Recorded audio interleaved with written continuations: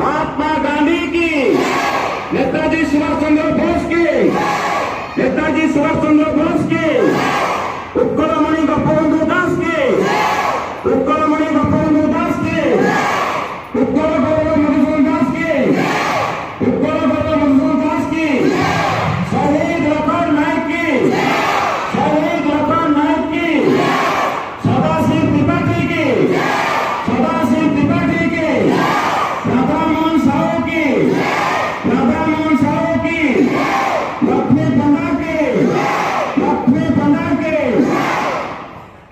तरफରୁ हार्दिक अभिनंदन जनाऊँगी। आज माँ सरस्वती पवित्र ओंकार चिरवंदनीय भारत माता एवं जो मानक आम मन आज ये उत्साह ये उद्दीपना जो वीर पुरुष जो महापुरुष मानक जो आज आमर ये स्वाधीनता से वीर पुरुष मानक निकटरे आमर सतत नमन से मानक निकटरे दीप प्रज्वलन पूर्वक आज आमर यही कार्यक्रम को जो माने आगे नहीं जो माने अतिथि ही आम गहन उपस्थित अच्छा मुझे परिचय रखुची। आम गहन आम विद्यालय निमंत्रण को रक्षा करी आमर ये जातीय पताका उत्तोलन करी आम गहन उपस्थित अच्छा माननीय श्रीजुक्त गणेश आचार्य महोदय महाशय जड़े राष्ट्रीय स्वयंसेवक संघ कार्यकर्ता सरस्वती शिशु विद्या मंदिर कटपाड़ सी पूर्वतन संपादक दायित्व निभे सारी जयपुर संकुल प्रमुख भाव में सी दायित्व निर्वाह करथिले। व्यक्तिगत जीवन में महाशय जड़े व्यवसायी रूप से निजर कार्य करि चलती। महाशय को आमे अनुष्ठान तरफ स्वागत एवं अभिनंदन जनाऊँ। महाशय बाम पार्श्वर उपवेशन करिसेंती आमर यही अनुष्ठान आम परिचालना समितिर सभापति माननीय श्रीजुक्त प्रेमानंद नायक महोदय महाशय को मध्य मु आमर आज रही कार्यक्रम स्वागत एवं अभिनंदन जनाऊँ।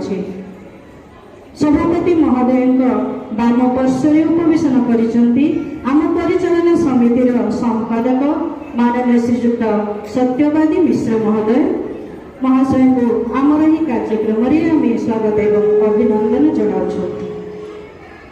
मुख्य अतिथि महोदय डाण पार्श्वर उपवेशन करिसेंती आम परिचालना समितिर कोषाध्यक्ष माननीय श्रीजुक्त मिहिर मिश्र महोदय महाशय को आम समस्त तरफ हार्दिक अभिनंदन एवं मंच उपवेशन करिसेंती आमर ये अनुष्ठान मुख्य आम विद्यालय प्रधानाचार्य माननीय श्रीजुक्त डॉक्टर मणिरंजन मिश्र महोदय अतिथि मानक पुनर्बार स्वागत एवं अभिनंदन या परे परे आमर शिशु भाई भौणी माने अतिथि मानक सम्मान प्रदान करने हेबे। एणु भागवत गुरुजी तथा ऋषि गुरुजी को मु अनुरोध करुच्ची ए कार्य को आरंभ करने हेबे। अतिथि माने प्रथमे आमर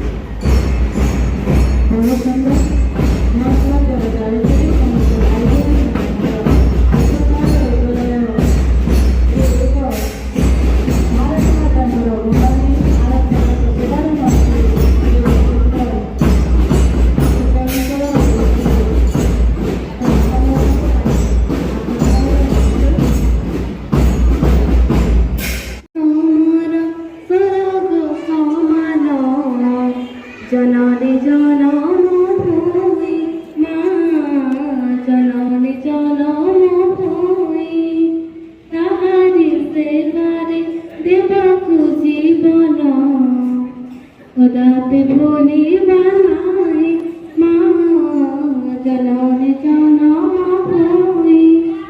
এই দেশ মোর, এই দেশ মাটি আলোক পবন, কাহা লাগি সেনা ধরিছি জীবন। এই দেশ মাটি আলোক পবন, কাহা লাগি সেনা ধরিছি জীবন।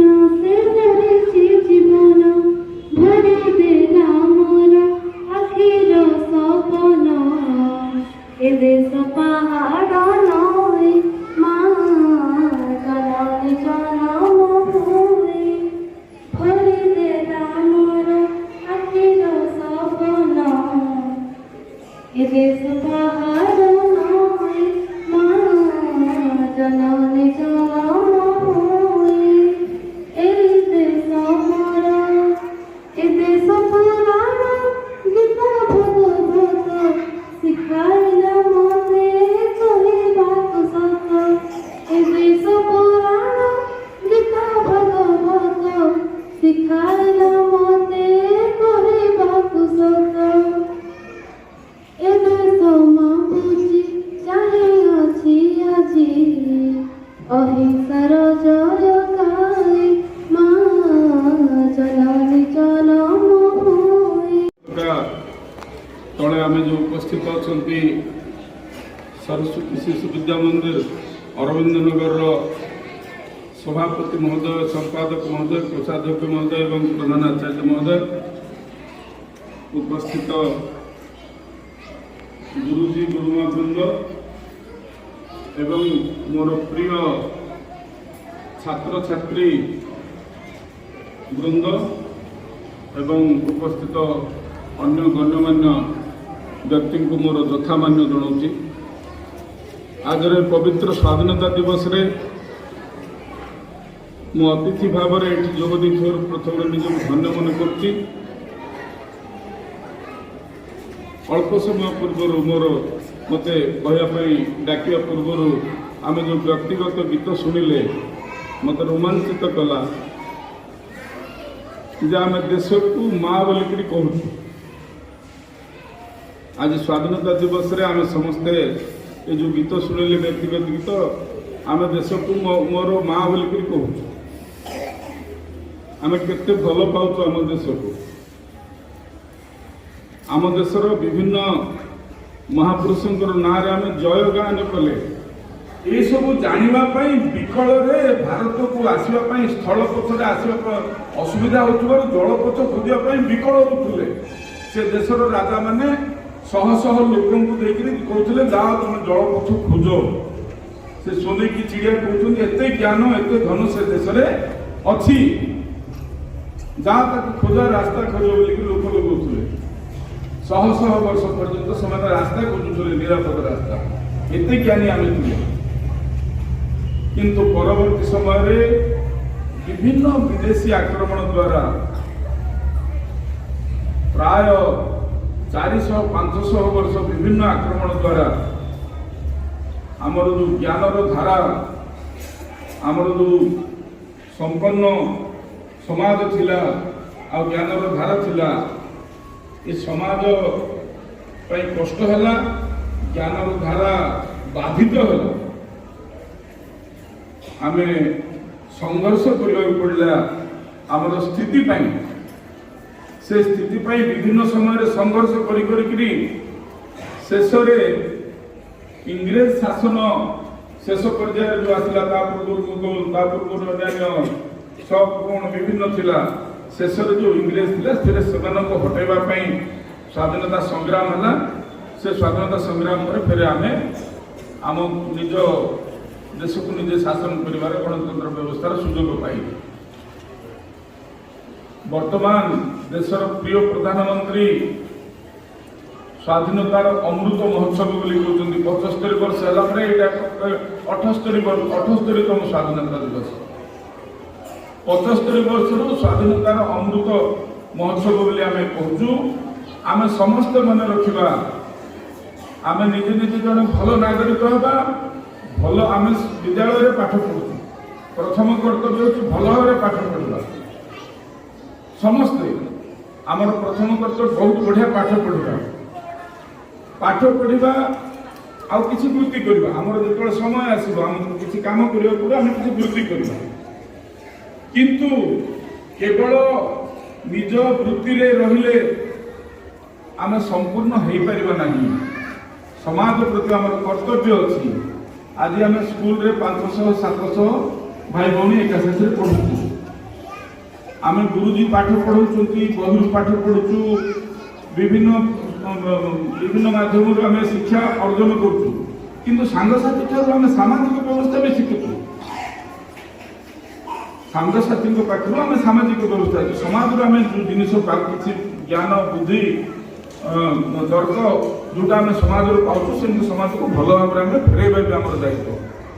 ତ ସେଇ ଦୃଷ୍ଟିରୁ ଭଲ ପାଠ ପଢିବା, ସୁନାଗରିକ ହେବା ଏବଂ ସମାଜ ପାଇଁ ଆମେ କାମ କରିବା।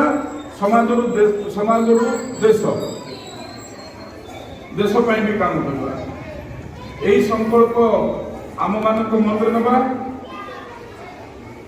ସୁନାଗରିକ ହେବା ଏବଂ ଆମର ଦେଶ ଯେମିତି ପୁଣି ଥରେ ସେ ଯେଉଁ ସୋନିକି ଚିଡ଼ିଆ ଥିଲା, ଲୋକ ଯେଉଁ କହୁଥିଲେ ଯେ ଭାରତ କେତେ ବୈଭବଶାଳୀ, ଆମେ ସମସ୍ତେ ଚେଷ୍ଟା ଯଦି କରିବା, ସମସ୍ତ ନାଗରିକ ଯଦି ଚେଷ୍ଟା କରିବା, ପୁଣି ଭାରତ ସେଇ ଶୀର୍ଷ ସ୍ଥାନରେ ପହଞ୍ଚିବ। ଆଜିର 78ତମ ସ୍ୱାଧୀନତା ଦିବସରେ ମୁଁ ଆଉ ଅଧିକ ଲମ୍ବା କରିବା ପାଇଁ ଚାହିଁନି। ଆପଣମାନେ ସମସ୍ତେ ସକାଳୁ ଆସିଲେଣି। ଅତି ସୁନ୍ଦର ଭାବରେ